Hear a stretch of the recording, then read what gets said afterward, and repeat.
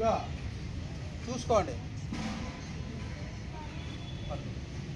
ఈ సైడ్కి ఎప్పుడు కూడా సైడ్కి లేకపోతే బ్యాక్కి ఏది వేసినా సరే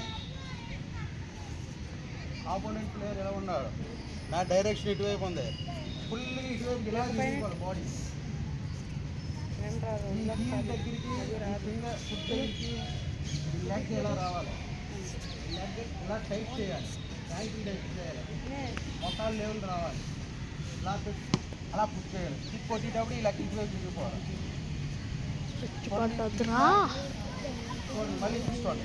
ఇక 1 2 3 ఇటువైపు తిరిగింది కాదు తిరిగిందా తినలేదు, కానీ చేసింది ఇక్కడే ఉండాలి. ఎక్కడ కొట్టుకోమో టార్గెట్ ఇక్కడ చూడాలి. ఈ అన్ని తిరగాలి.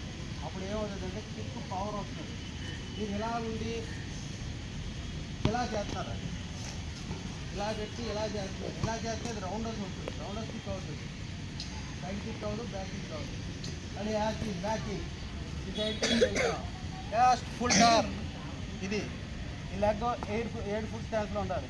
ఇక్కడ నుంచి గ్యాస్ అంతే కిక్ అలా చేయాలి. ఓకేనా? మీకు